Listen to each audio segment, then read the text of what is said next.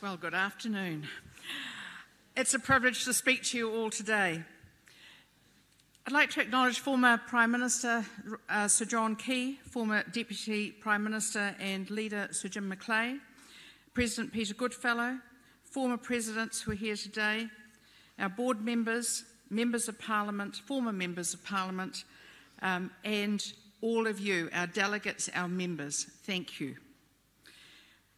To all our loyal and hard-working members of the National Party, I'd like to say a huge thank you, not only on behalf of myself, but also on behalf of the entire National Party caucus. We all appreciate how much you do, often behind the scenes, because without you, we wouldn't be able to do our jobs, and the National Party wouldn't be the enduring institution that it is. So thank you.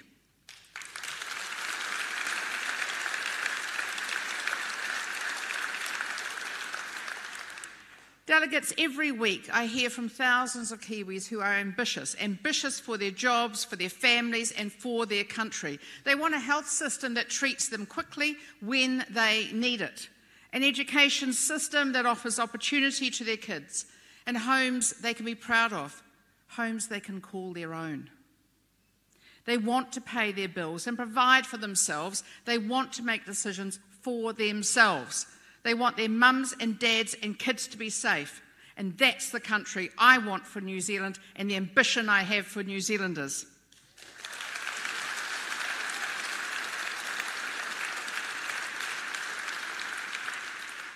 The next election will be on us quickly. We have just over 2 years, and it is an election that is winnable. If National focuses on the things that matter to New Zealand, to those Kiwis who deserve more. You see, Labour is a party that is failing to deliver in almost every area that matters to New Zealand and New Zealanders.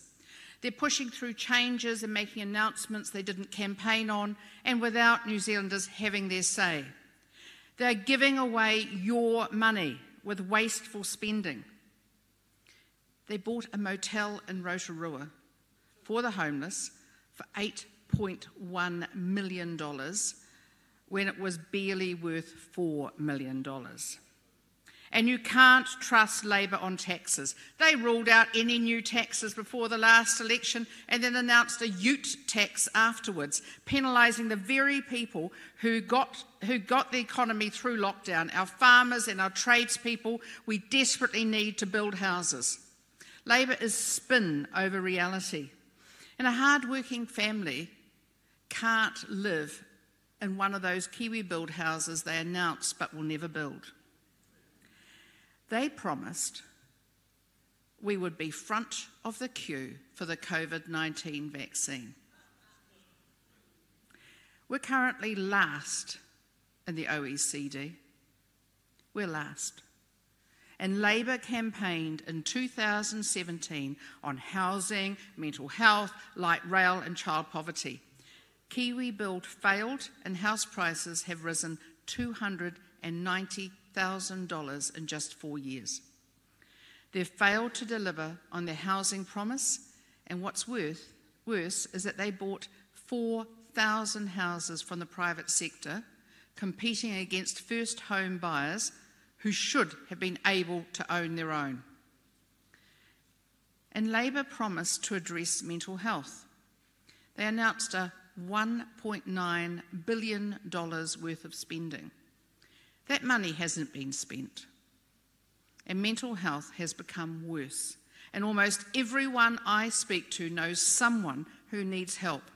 And Labour failed to deliver. They've added just 5 extra mental health beds. So Jacinda Ardern, she promised to lift 100,000 children out of poverty by 2020. And child poverty's got worse. She simply failed to deliver. And today there are 1,500 more children in poverty than when she became Prime Minister. It's a shame. And Labour promised light rail down Dominion Road within 4 years. Remember that? 4 years later, they're still consulting, but they've spent some money. $35 million has been spent on consultants, yet nothing has been achieved, not even a business case. Labor has failed to deliver on that promise to Aucklanders. 3 weeks ago, we started a campaign to demand the debate on things that matter to Kiwis.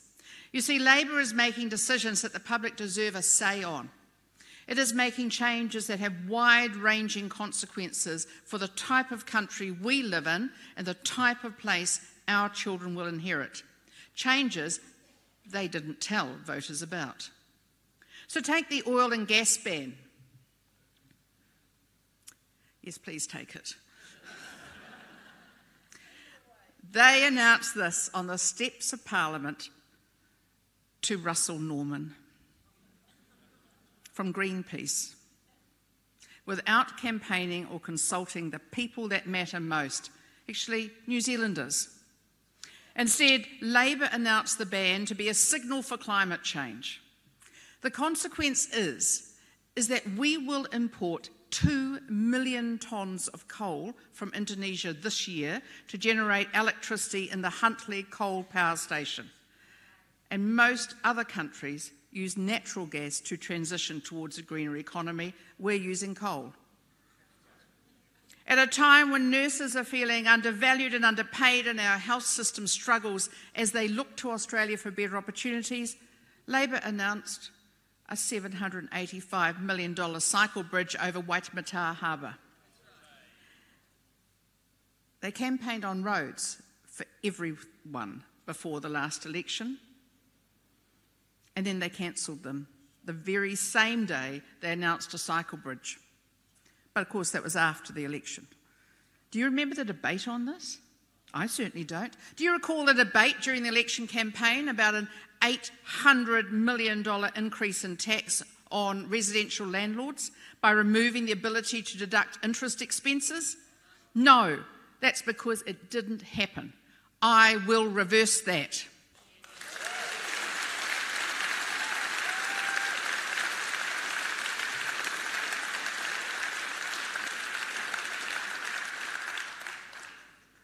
The government choosing the mongrel mob to rehabilitate methamphetamine addicts over organisations with no gang affiliations has made New Zealanders angry.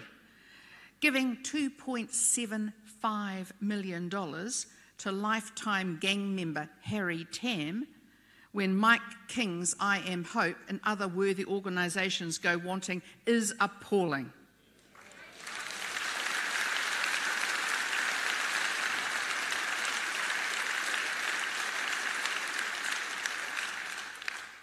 Not only would I have not given them the money, I'd take it back.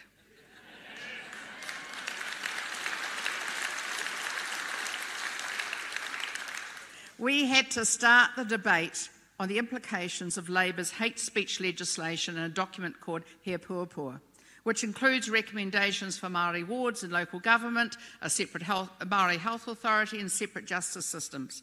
The first two have already been adopted by Labor. Labor received the He Puapua document long before the election and didn't tell you about it, or apparently their coalition partners in government. They are now consulting with a small group of New Zealanders on fundamental change to New Zealand. And Labor fell 9.7 percentage points in the latest TV poll. That's one of the largest drops for a governing party that I can remember. And that's because they are not listening to New Zealanders. And 1 in every 5 people who supported Labor in May changed their minds in only 2 months. The Demand the Debate campaign is working. Kiwis are demanding a say. And our billboards have been seen almost 4.5 million times. Our Facebook posts have been seen by almost 1 million New Zealanders. Our internet ads on media websites and Google had almost 2.7 million views. We've sent out close to 1 million emails. And Labor cannot use their majority to do whatever they want.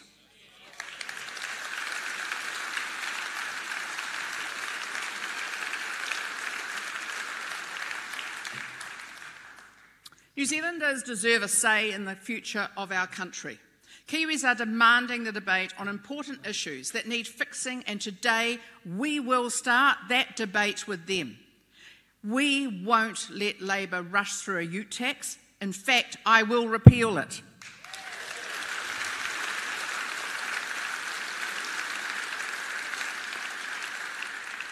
We won't let Labor rush through constitutional change under he puapua or hate speech.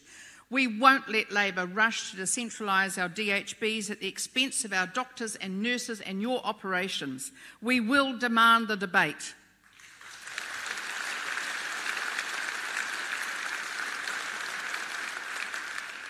Labor is taking assets that Kiwis have paid for under the Three Waters proposal and spending billions along the way. They estimate 185 billion of your dollars. Yeah, it's billion, not million, billion. They don't appreciate that you work hard for your money. They give it to the mongrel mob and announce very, very expensive cycling bridges. But Labor cannot use their majority to do whatever they want. And New Zealanders deserve a say in the future of our country. And today, we start the debate.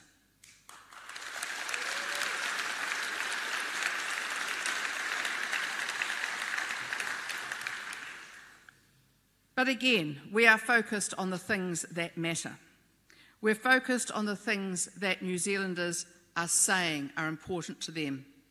And we need to show that National is the party that can get those things done, that we have the solutions for the big issues. At the start of the year, in my speech on the State of the Nation, I outlined my priorities for how the National opposition would hold the government to account. I said that National would focus on positively scrutinising the COVID-19 response, our economic recovery, hardship and public safety, housing and infrastructure, and opportunities for New Zealand, like the tech sector. And across these areas, we have done what we said we would, shining a light on the slow vaccine rollout, escalating cost of living and skills shortages, Labor's cozying up with the gangs. I have developed my own members' bill to address housing supply issues urgently, and we will soon hold a tech summit. At our regional conferences, I highlighted my belief in order to build back our support, we must be firmly grounded in the core values of the National Party.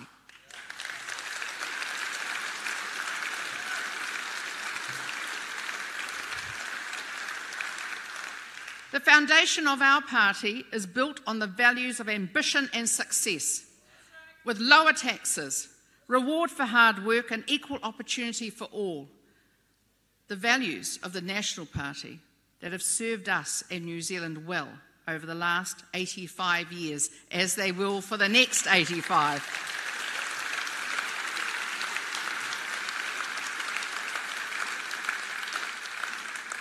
These are the values that I'm sure attracted you to join the National Party in the first place, and why millions of New Zealanders have voted to elect national governments since we were formed.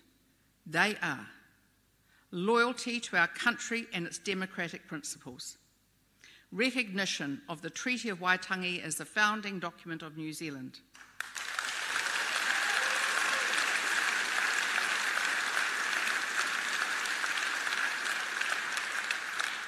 national and personal security, equal citizenship and equal opportunity,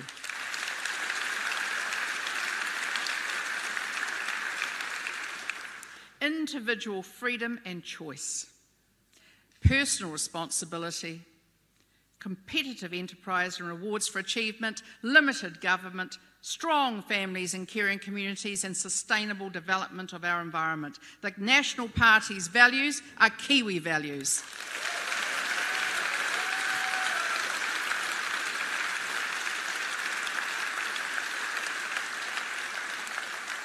They are the values that have helped New Zealand become the country it is today. They are the values that will see the National Party return to government in 2023. And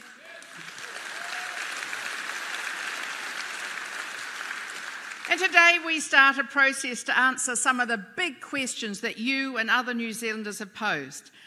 The things that are important to you and to our country and that need fixing. Over the next 2 years, National Party members and our MPs will discuss and debate and engage to develop the policies and solutions that New Zealand needs. And Nick Smith started this process with you earlier in the year at our regional conferences. And I want to thank Nick for his work and to thank all of you for being involved in this process.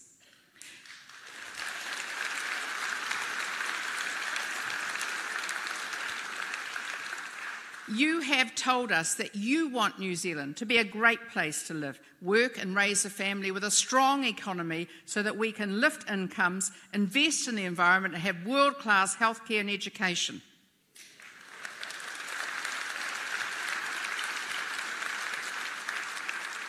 You want a new national government that will lift Kiwis up and trust them to make choices for themselves.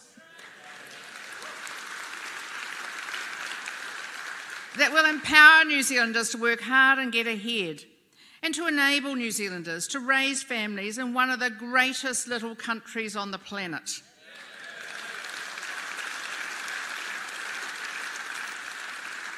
And today I announce the 7 fixes that National will be talking to Kiwis about. Fix 1, incomes. We must strive to lift incomes and reduce the cost of living. And right now,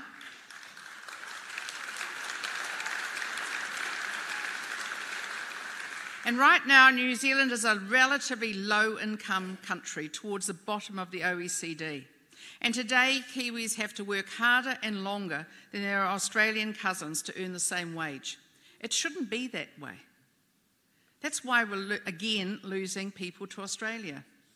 It's one of the reasons we have a skills shortage. Doctors and nurses are better off in Australia. And lower incomes mean fewer choices for the Kiwi family. And it's harder for them to provide for their families and communities, to invest in businesses. And we want more New Zealanders to be in a position to have choices in life, to be less reliant upon the government. We must create an environment where business succeeds, where we raise productivity by producing goods and services of higher value, where there is less government interference, fewer costly regulations, and where business can pay higher wages because they earn more, not because people work longer.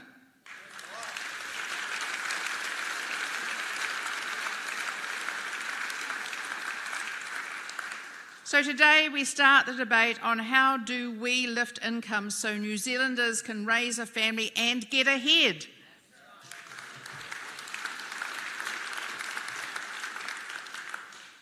The second fix is technology and its role in increasing incomes and growing the economy.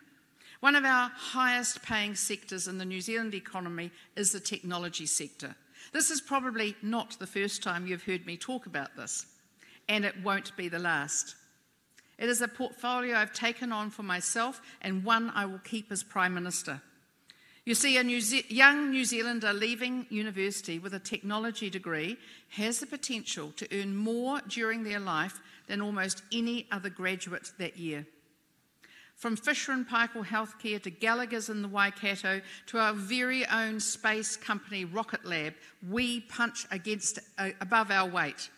And the technology sector represents a huge opportunity for New Zealand, because New Zealand is one of the world's most highly productive and fastest growing, technology is one of the world's highly productive and fastest growing industries, with the potential to deliver fulfilling, exciting and high paying jobs of the future for our young people.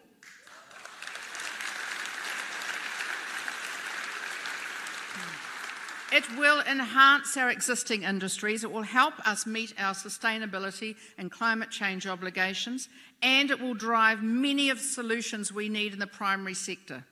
It will drive productivity gains across the entire economy and mean that Kiwis will earn more. And farmers and horticulturalists have been very early adapters of improved technology and science. Productivity increases need to be shared across our economy. We've all got to get into this. Next month, we will be holding a technology summit to engage with the best and the brightest minds from across the technology sector and to begin to chart a path forward for our country. So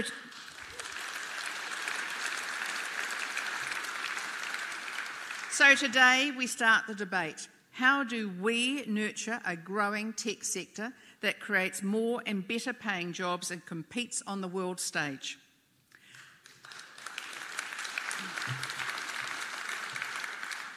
The third area of focus is an area that I believe is the number one social and economic issue New Zealand faces, and that's housing. Every week, up and down the country, I'm approached by Kiwis who worry that their children will never achieve a dream of home ownership. And Labour has failed New Zealanders on housing and in the process have caused disposable incomes to disappear and hardship to increase. It means people are delaying decisions like having a family or starting a business. It means less stability for families. It means children growing up in small rooms in emergency hotels. And Kiwi Build isn't their only disaster. Labour's changes to tenancy and tax laws have seen rental costs increase by more than $100 per week, driving up Kiwis' cost of living and locking many of them out of the housing market. And Labour has been extraordinarily slow to address our RMA issues. And now that David Parker has released draft legislation, we see Labour plans to make the RMA more rather than less complex. The way we approach town planning must change. We must give people the right to build.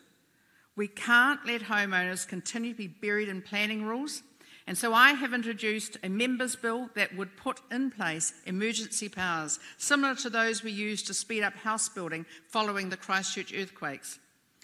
It would also provide local authorities with a $50,000 infrastructure grant for every new home that they consent above their historical average. This is a short-term solution to planning challenges and infrastructure investment, but it's a desperately needed one.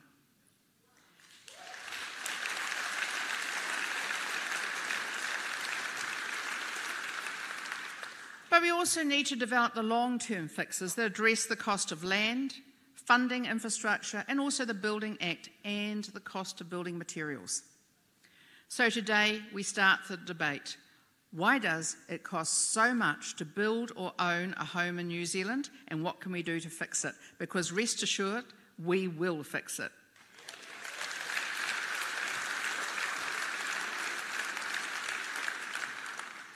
Our current location here in Manukau is quite fitting for the fourth issue that needs fixing, which is transport.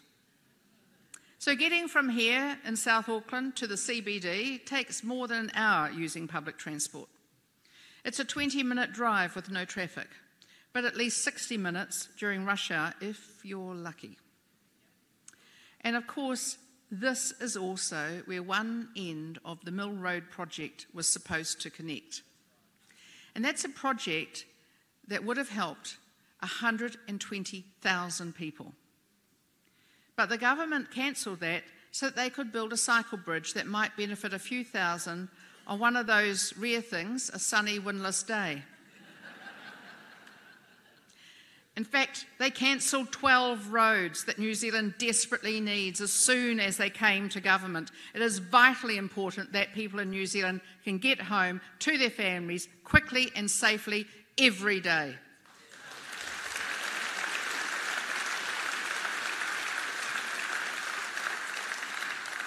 Because every day, hundreds and thousands of New Zealanders lose between 30 minutes and an hour to traffic. This is time mums and dads spend away from their children. The time a tradie spends not building a house. Goods spent not moving, making our country less productive. National has a strong record invested in the full range of transport infrastructure.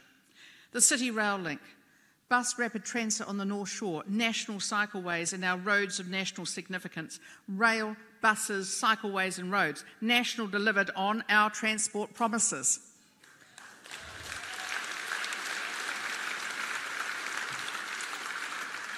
We will continue to invest in rail, bus, rapid transit and cycleways, but we also need more efficient roads to declog our cities and free people from congestion.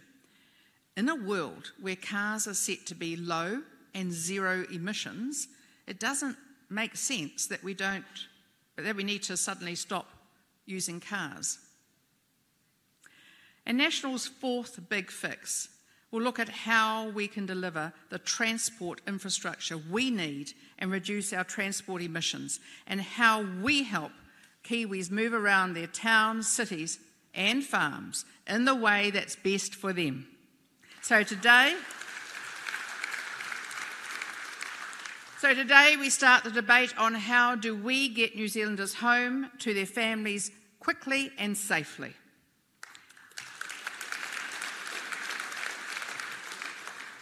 Our fifth fix is education. We must restore our world-class education system if we want every Kiwi to succeed.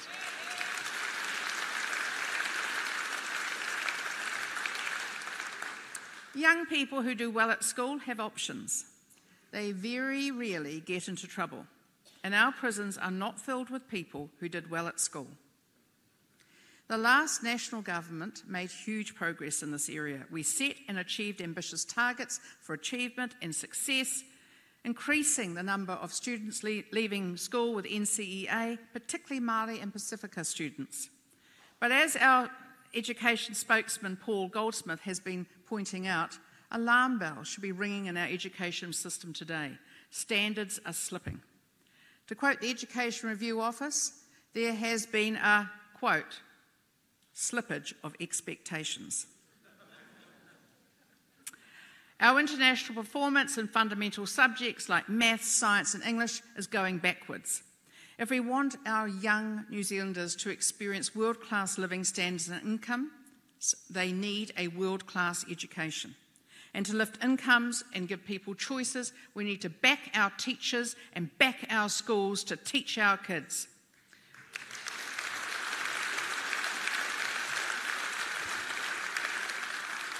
From early education, primary schools and colleges to tertiary institutions, we must give New Zealanders the skills they need to get ahead and for our economy needs to grow. And the National Party has always understood the power of education to provide equal opportunities to succeed. So today, we start the debate, how do we educate Kiwis to succeed globally?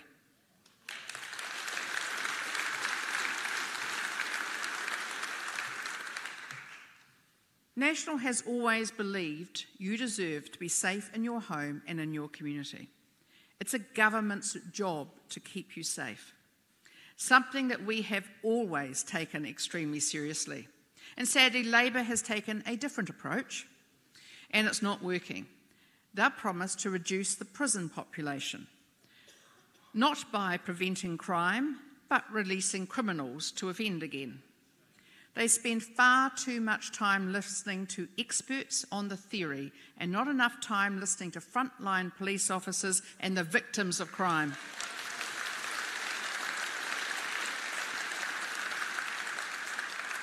The police college was closed for 6 months this year. Serious assaults have doubled. Yes, serious assaults have doubled in the 4 years of this Labour government. And we've seen a shocking growth over those past 4 years in gang activity and violent crime. Gangs have been recruiting faster than the police. They're up 50% in just 4 years. And thousands of young New Zealand men, and too often boys, have been pulled into a life of crime, violence, drug dealing and substance abuse. And these organisations are not just community support groups or surrogate families. They aren't motorcycle clubs, or as I like to say, they're not Rotary and leather. They are, however, organised criminals. They are increasingly internationally linked, organised criminals. They import, cook, distribute and sell methamphetamine. They commit violent crimes. They intimidate and bully communities. These gangs have not changed no matter what they say to sympathetic journalists. They've just got richer. And police seized $2 million from the Hawke's Bay mongrel mob in May. That wasn't money from member donations and sausage sizzles.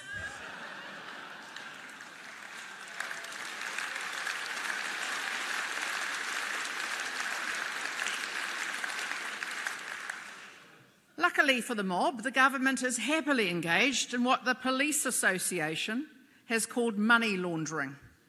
And they have given the mob $2.75 million back via Harry Tam's meth rehab scam.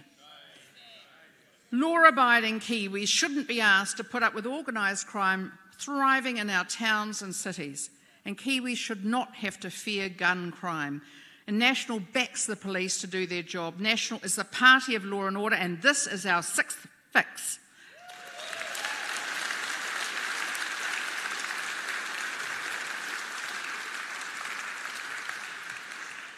Labor may not want to talk about it, but we do. How do we make our communities safer and reverse the growth of criminal gangs? We start the debate today.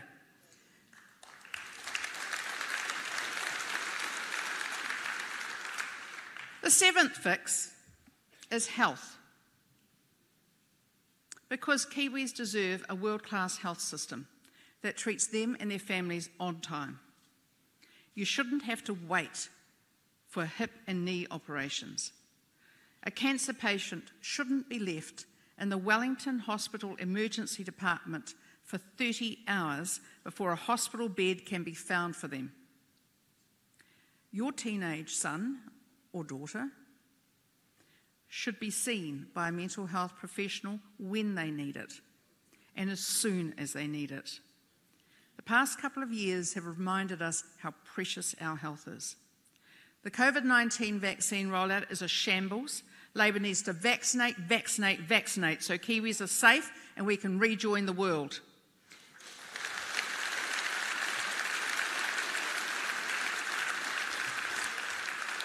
And we must set a pathway out of COVID-19 and let Kiwis have a say, because New Zealanders sacrificed last year. The government must be open and transparent about when New Zealanders will be vaccinated and about their plans. But health is more than just COVID. 30,000 people are right now sitting on wait lists that they have been on for over 4 months. Numbers not seen since Labor was last in government. And wait times like this will see families lose loved ones unnecessarily. And Labor has failed to deliver, and National will fix it. Health Minister Andrew Little has announced that he will spend $500 million reorganising the health system. That's $500 million on administration and restructuring. It will not pay for a single hospital bed nor dose of medication. Not 1 cent of that money will go to hard-working nurses. Our DHBs are not perfect. They need to be much more effective. But the way to help people is to treat them, to give them their operations, not rearrange the deck chairs. Labor has its priorities wrong, and New Zealanders deserve better.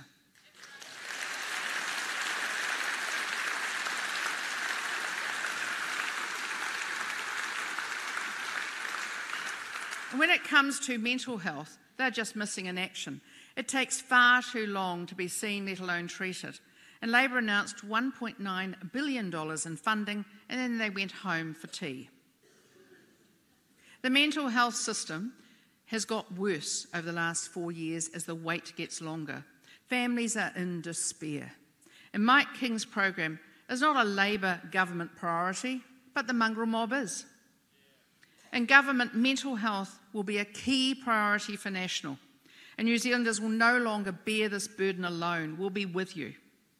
We will have the first Minister for Mental Health and Suicide Prevention reporting directly to me, the Prime Minister.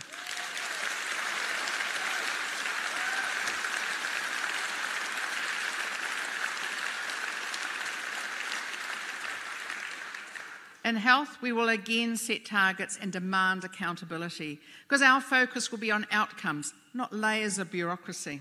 So today we start the debate. How do we ensure we have a quality healthcare and mental health service that retains skilled medical professionals and treats Kiwis on time?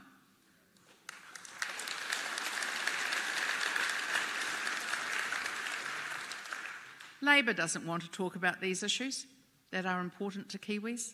They don't want to engage with New Zealanders on the type of country they want. The important things are not being done, and Kiwis are being left out, and National will hold this debate.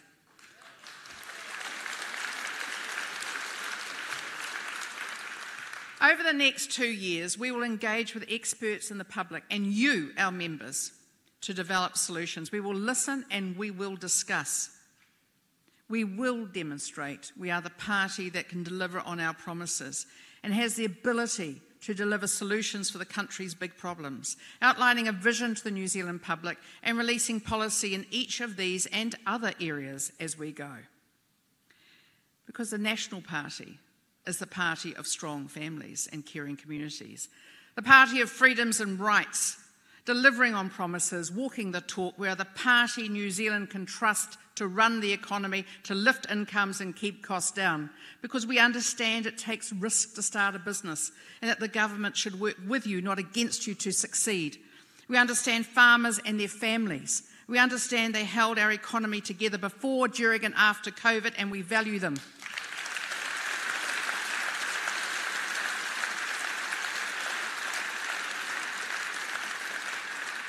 We are the party New Zealanders can rely on to get things done. Labor cannot use their majority to do whatever they want. Kiwis don't want to be left out. They want the debate. They want to say the future of their country. National will demand the debate. And remember this, we are better together. Thank you, everyone.